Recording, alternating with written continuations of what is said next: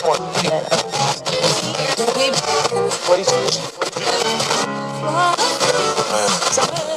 welcome to the podcast. This is the Surge Effect, and this podcast, well, it'll probably have an effect on you.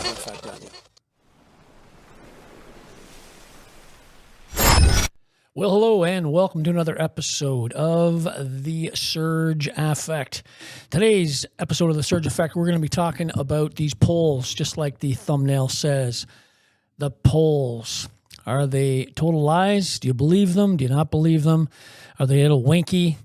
Who knows? But we're going to dive into that a little bit. We're going to talk a little bit about some Mark Carney stuff, some more videos on him, a few videos, of course, on Pierre Poilievre and a lot of his rallies that are just going like gangbusters. Of course, that's why I don't believe the polls, and you probably shouldn't either, but you have your views, I have mine. And I've said before in podcasts that, hey, I'm not a journalist, I'm not a reporter, and I just have an opinion.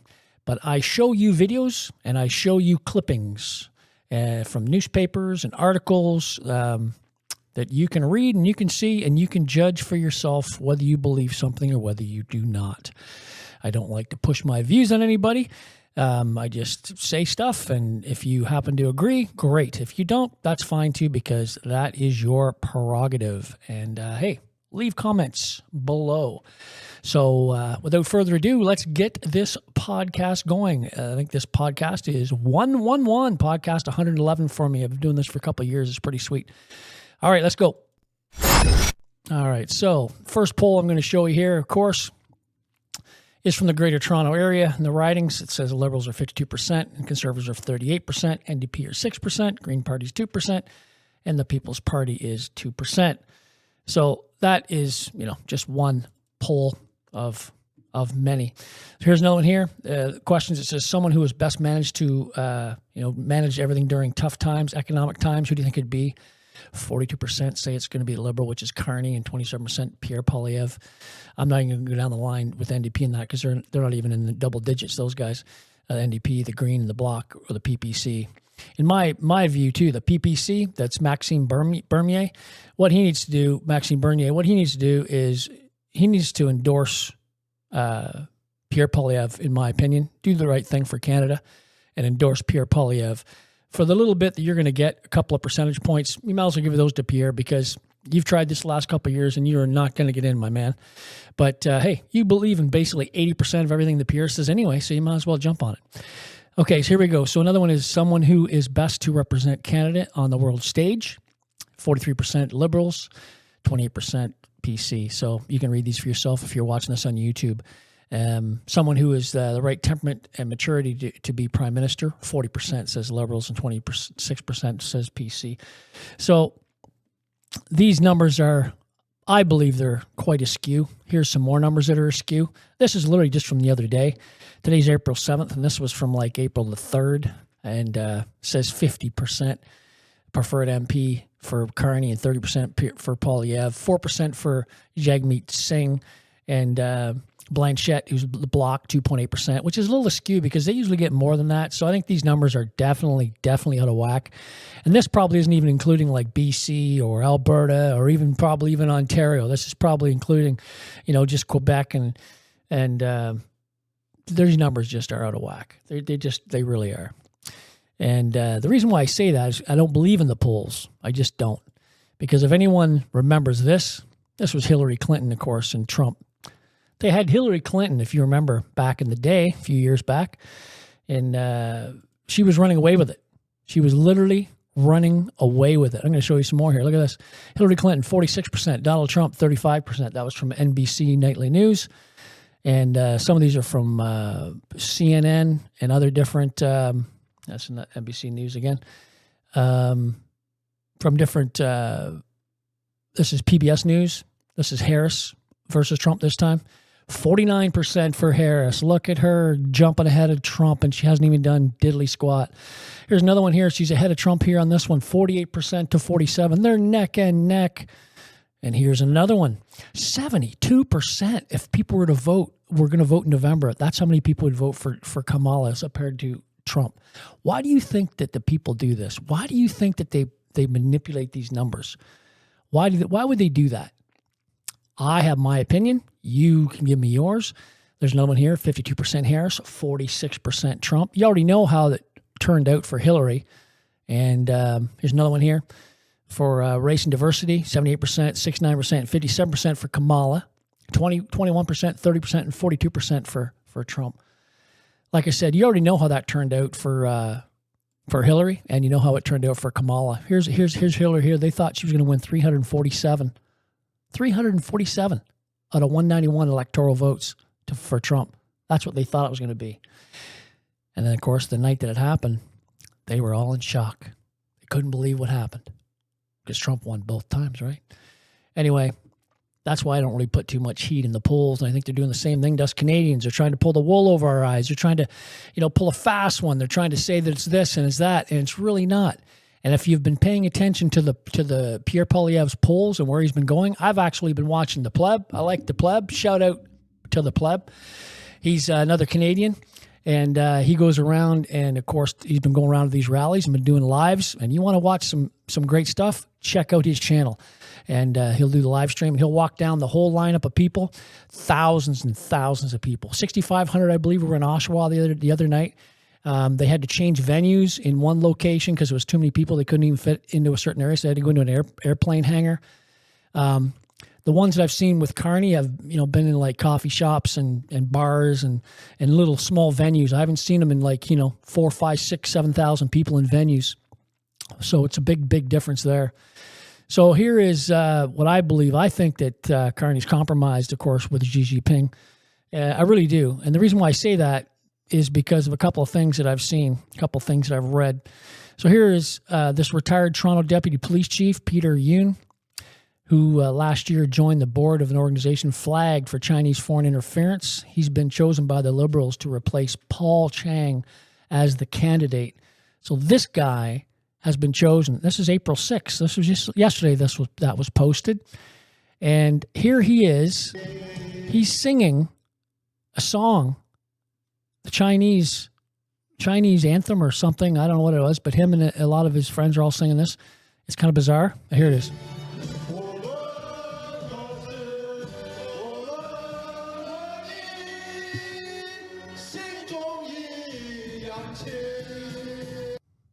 I have no idea what that's all about, but I don't know. He should be maybe singing the Canadian national anthem, as far as I'm concerned.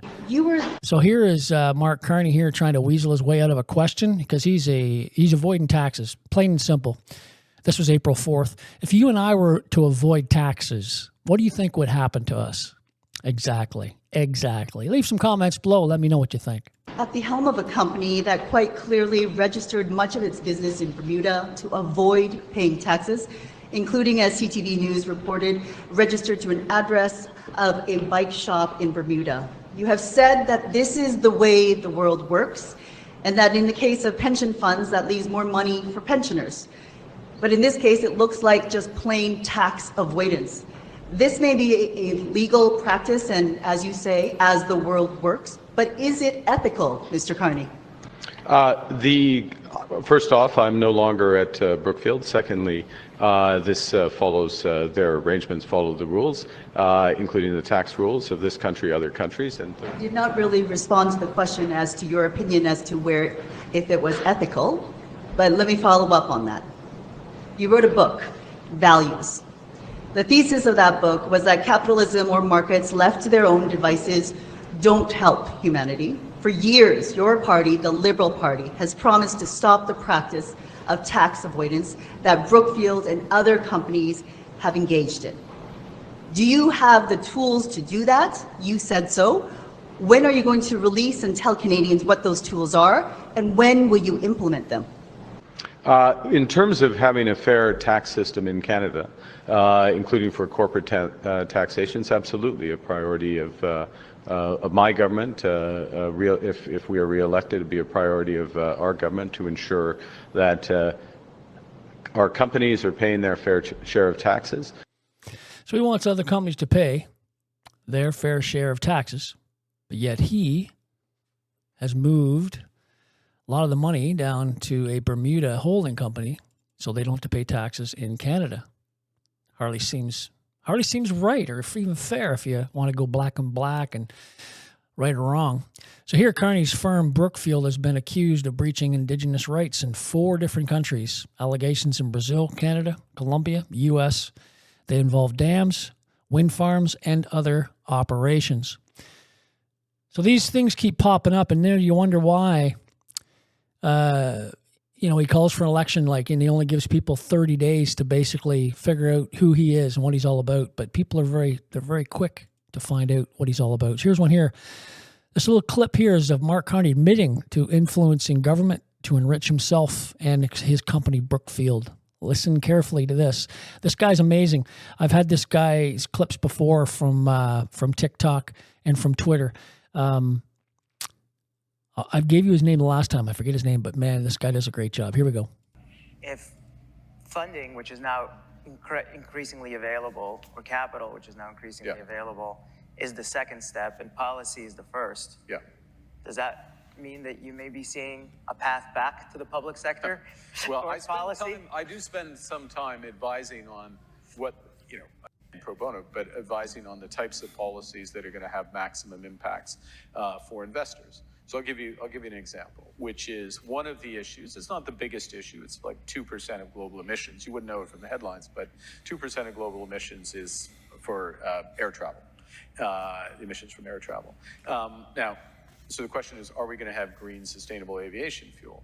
What's happened in the UK, the EU, is they've said to major airlines, look, if you're flying in and out of Heathrow or wherever, you have to have 10% of your load has to be sustainable aviation fuel by, I think it's 2030.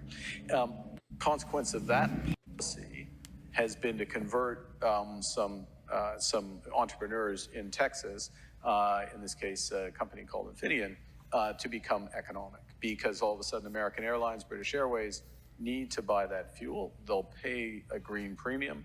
You've got an offtake, that's high credit quality, and so in that case, we Brookfield put $1 billion to work there, and it's a fantastic opportunity. The point being, without the policy, the policy has to drive it and drive things down. So yeah, I'm dodging your question. I know, I know. Look at the I look at the time. 20 minutes left. I always knew it.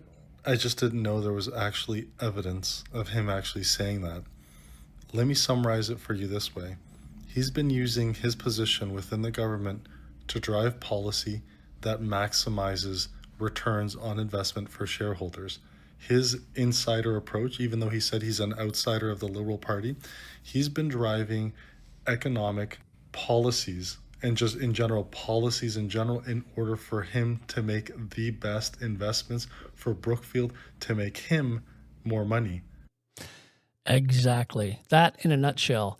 It took a long way around the horn there, the way Carney was going on, because he's, not direct in answering that question. So here's another little clip. Here's another little clip, and this is just to clarify between Pierre Poilievre's wife and I've had this lady's clips on before too. She does a great job putting these clips up, these video clips, and she's going to explain the difference between Pierre Poilievre's wife and Carney's wife. Here we go. Clarify a few things. We have Diana Fox Carney, wife of Mark Carney, who is currently running to be Prime Minister of Canada for the Liberals. She's Oxford educated. That's where the two of them met. Married to a former central banker.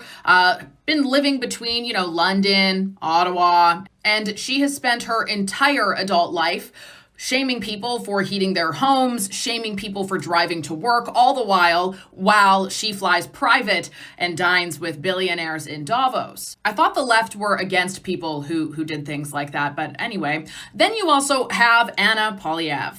Born in Venezuela, came to Canada fleeing socialism, worked as a waitress, became a small business owner, raised 2 kids, all while building a life in a new country from scratch. She doesn't sit on hedge fund boards. She's not telling you to tax meat or to turn off your furnace in February. What she is telling women, though, is that they can be strong, they can be feminine, they can raise a family, they can run a business and still call out government BS because she's very familiar with it, given her childhood. One of them preaches carbon credits, Mark Carney's idea. The other one actually understands what it feels like to earn a credit score so that you can actually build a life as a regular citizen. I mean, I feel like the choice here is pretty easy. Diana Fox Carney and Mark Carney and everybody inside of their elite circles are all people who represent the World Economic Forum. They're people who represent the rich getting richer, the elite staying elite, the middle class being pushed down to poverty, whereas Anna Poilievre represents real women, real families, real struggle, and most importantly, overcoming all of that to create a beautiful life for yourself. Call me crazy, but I feel like the last thing Canada needs is another globalist socialite making decisions that benefit them and hurt you. We need somebody who actually understands Canada, and clearly, that is not the Carneys. A resume does not equal a plan. There you go. So that in a nutshell. So here's another video clip of a young woman on Twitter or TikTok, and she basically sums it up here about the Liberals in Canada. It's a good listen. It's kind of comical. I won't play the whole thing. It's about 2.5 minutes long, but I will play about 30, 40 seconds. Here we go. Common sense from Canada. The only Canadian export that's not being tariffed. So for 5 years now, the Liberal Canadians have been trying to convince us normal people that paying a carbon tax means we save money. Like individuals save money. And if you're like, how does paying a tax save you money? It doesn't. It literally doesn't. So because we're going into an election, Mark Carney decided to take that carbon tax away just for us consumers. And already the prices at the pumps have decreased by 20 to 40 cents a liter across the country. And now they're bragging online that they're saving Canadians money. This is so painful. Honest to God, honestly, this cannot be a real country and these cannot be real people. Let me just show you this. Our policies are already hard at work. Gas prices are already coming down and we're putting more money back in Canadians' pockets. What the... These people who put the carbon tax in place and have been increasing it every year for 5 years are now realizing that if you don't pay a tax, you save money. And Liberal Canadians online are like, yay! That goes on and on for a while. That's quite comical, actually. But I played this before. I showed you this clip before. This is a little excerpt from Mark Carney's book. Somebody already posted this and said, is Mark Carney insane? But Mark Carney, his book called Values, Building a Better World for All. This is literally out of his book. These are his words, not mine. Mark Carney, in his book, Values, Building a Better World for All. Western society is morally rotten, and it has been corrupted by capitalism. This requires rigid controls of personal freedoms, industry and corporation funding, and this is not a promise to make the lives of ordinary people better, but temporarily worse. This will be a world of severely constrained choice, less flying, less meat, more inconvenience, and temporarily more poverty. Assets will be stranded, gasoline cars will be unsellable, and insufficient properties will be unrentable. He said this. These are his words out of his book. But see, he probably never realized that he was never going to be running for office anywhere. So he thought, I'm good. I'll just say whatever. Speaking of saying whatever, here's Mark talking about China and how he praises China because his company, Brookfield, owes them about $250 billion. So when you owe somebody that kind of money, I don't know, chances are you're in them for something. So here we go. One of the many strengths of China is their perspective, their medium long-term perspective. This is an ambitious G20. It's an ambitious Chinese leadership. It's an ambitious Chinese leadership and all that fun stuff. So that brings me to what I said at the very start. Is he or isn't he? You be the judge. It's interesting. Another little clip here, of course, is Justin Trudeau followed radical climate policies, and radical they were and still are. And Mark Carney, he was the architect of them all because he was telling Justin what to do. And right behind Mark Carney's picture there, you can see it's a World Economic Forum. That's the World Economic Forum, the WEF. This here is, of course, Pierre Poilievre. He's going to be in Edmonton today. So he's been doing rallies all over the place, and he's going to be in Edmonton. And like I said, the pleb will be covering it. This was a clip the other day of a group in Fredericton. Right there, Poilievre rally up in Fredericton, right there, Fredericton, out east in Canada here. His rallies have been massive, absolutely massive. Here's one in Penticton. Look at this. Owen and I were just making some plans for our future camping trip here. So you're going to have to give me some good recommendations for sites.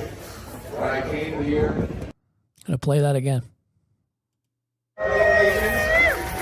Owen and I were just making some plans for our future camping trip here. So you're going to have to give me some good recommendations for sites. When I came here. And that's something. That's in Penticton, and that was like 6,000 or 7,000 people, right? So once again, how are the polls working? How are they working for everybody? Kind of bizarre when you look at it. Here's Pierre. He was in St. John's, out east here in Canada. These are the things the PCs are going to do. That's the check marks, and there's the things the Liberals are going to take away. Keep in mind, when you have a business, you want to be able to maximize your efforts to make money. You want to maximize your efforts to make money, to put money in your pocket so your company will grow. Look at Canada like a business. You want to be able to take our resources and what we have and be able to sell them. People don't know anything about the bills that have been passed or not passed. Here's Bill C-69. That's the bill that caps oil and gas. So it's capped. So we can't sell anything anywhere else in the world. So the PCs are going to repeal that. Liberals, they actually are the ones that brought that into law and passed that bill in the Senate, and it was Bill C-69. So we can't sell anything because it's capped. So our hands are tied. So there's some of the other ones. 6-month approvals he's going to have on infrastructure, scrap the cap, axe the industrial carbon tax as well, and indigenous loan guarantees. They're going to do that as well. So those are some of the things, of course, that the PCs are going to do, and the Liberals are not going to do. I'm announcing. Here's Pierre Poilievre, something else he's going to do. This is called a 2-for-1 rule, if you haven't heard about it. That a conservative government will cut red tape by 25% over the next 2 years. We'll impose a 2-for-1 rule, which means every new regulation or rule will have to be matched with eliminating 2 existing ones. And we will do the same with dollar value. Every $1 increase in the administrative burden of the federal government will have to be matched with $2 of reductions elsewhere. And finally, to make sure there are no more tricks like the Liberals have played to get around this rule, we'll give a legal mandate to the Auditor General to audit every year the administrative burden to ensure that these rules are being honored. This will force the senior bureaucracy to constantly comb through the rules, get rid of unnecessary and useless regulations, and find the most efficient way to protect public safety and the environment. There are expensive and bureaucratic ways that involve lots of paper, and there are ways that you can do more efficiently. So basically, he's doing a great thing here because Bill Clinton did the same thing in the early 90s. He did the same thing in the States, and it worked well, worked really well. They got rid of a lot of red tape and a lot of nonsense down in the States. So everything that when they brought in one thing, they got rid of 2. Makes a lot of sense, a lot of sense. So here's Pierre Poilievre talking about, he's answering a question from a reporter. Why did your party want to grant over $100 million in regulatory relief to the mainstream media? We don't want to give any tax dollars to the mainstream media. Our belief is that the mainstream media and all... Your party's decision to grant regulatory relief? So I'll answer your question. The media that is bought and paid for, where are you from, by the way? Which outlet are you in? Which outlet? Which outlet? Canadian Press. Okay, Canadian Press. So you're talking about tax dollars for media. Isn't CBC your biggest? Isn't no? I can answer. I asked regulatory Yeah, and you want an answer? Why does your party want to grant $100 million in regulatory relief to the mainstream media? When would you like me to respond? Okay, good. Okay, great. So, of course, you are a tax-funded media outlet and spreading Justin Trudeau's message. Why did you and so you're interrupting me again. You're interrupting me again. I am answering the question. Do you regret granting $100 million in regulatory relief to the mainstream media? Your question is false. So if you can allow me to correct your falsehoods, then we can answer the question directly. So, false. Canadian Conservatives do not believe in giving tax dollars to media outlets. That's Justin Trudeau. That's Justin Trudeau. That's Justin Trudeau. Okay, if you don't want me to answer the question, I'll move on to someone else. You're a tax-funded mouthpiece to the PMO. That's the reality. Exactly. So, question answered. You committed. I'm trying to, but you're heckling. Are you going to let me answer the question, or are you just going to heckle on behalf of Justin Trudeau? Exactly, because CBC is bought and paid for with tax dollars to the tune of $1.5 billion per annum. And the media that gets paid, which is CBC, does their bidding. No different than Pravda in the Russia. It's the same thing. Exact same thing. I don't know how people do not see this. Which is it? I would love the answer. Great.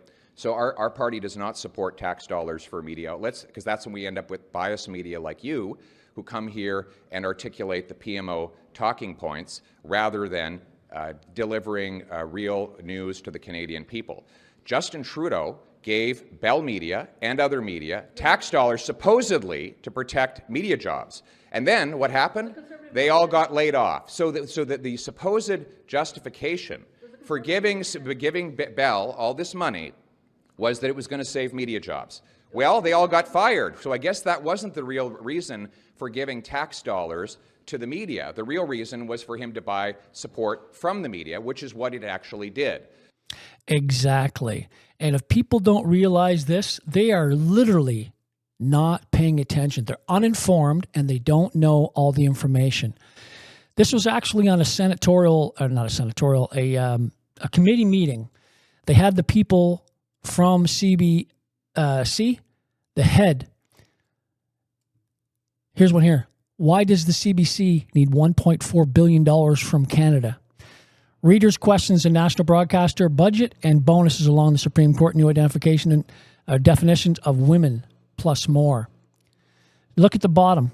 This lady here, CBC President and CEO Catherine Tate, she waits to appear before the House of Commons Heritage Committee in Ottawa. That was January 30th, 2024. I actually watched this hearing last year. And she handed out $15 million in bonuses. Right there.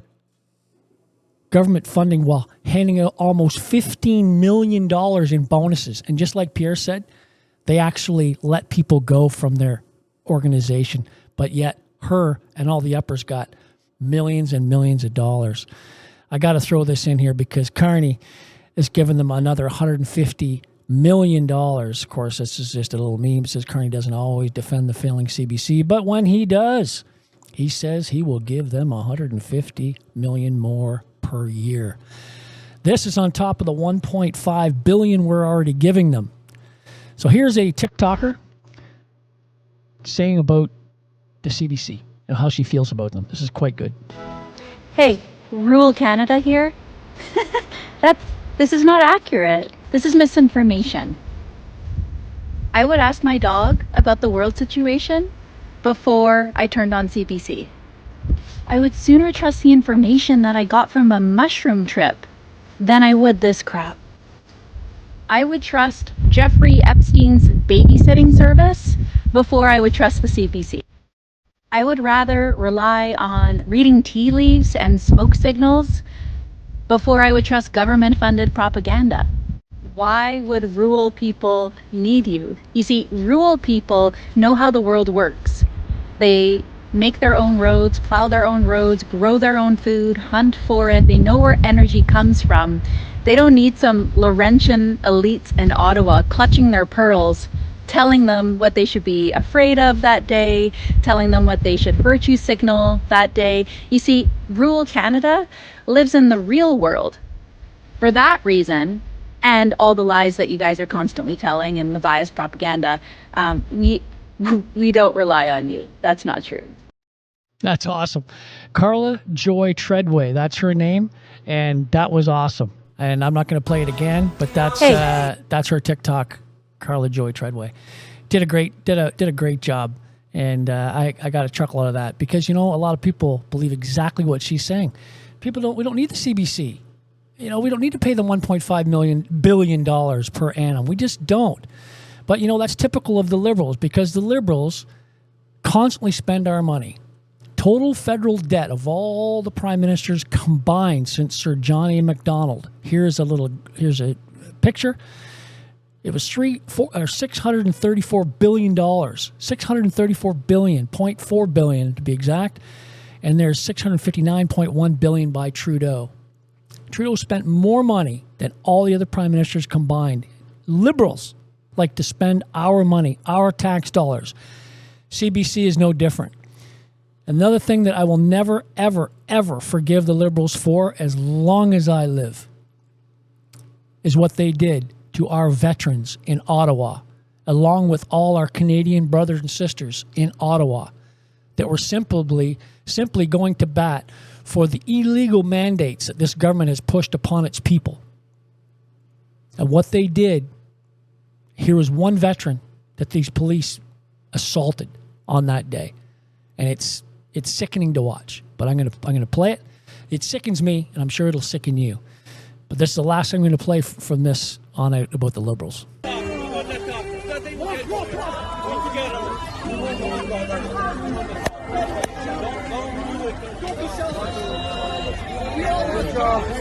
you don't have to hit him with that. Move back. Please. Meanwhile, that veteran's probably serving in Afghanistan or Bosnia, Herzegovina, could have been anywhere. Cyprus, peacekeeper, veteran, member of our military, assaulted by those goons. I think it's disgusting. What do you think? But I'll never forgive the Liberals for doing what they did to the Canadian people for no reason. All he had to do was talk. He didn't even have the common courtesy or the decency or the balls to talk to the Canadian people. And for that, Chris Barber, Tamara Leach, years and years and years being in court off and on, $10 million of Canadian tax dollars over a misdemeanor. The longest running case in the Commonwealth, in the history of the Commonwealth. It was a misdemeanor. Think about it. You tell me that's not political? It was political. There's no way it was not. Anyway, you can't convince me otherwise. That's today's podcast, everyone. A little over 30 minutes long. I thought I'd be faster, but that's it. So before I sign off, I want to thank everyone for subscribing and liking my channel. Please spread it around. Let everyone have a look at it. And like I said earlier, check out The Pleb. The Pleb's pretty awesome. Awesome Canadian, and I love watching his lives. I always sign off with this about life as well. Everyone in this life is going through something, and it's a tough path. But you got to do one thing. You got to keep moving forward. Yesterday is history, and tomorrow is a mystery, and today is the present. That's why they call it the gift. Anyway, keep moving forward, everyone. Keep moving forward. And thank you again for listening in on my podcast. It's much appreciated. Until next time, cheers.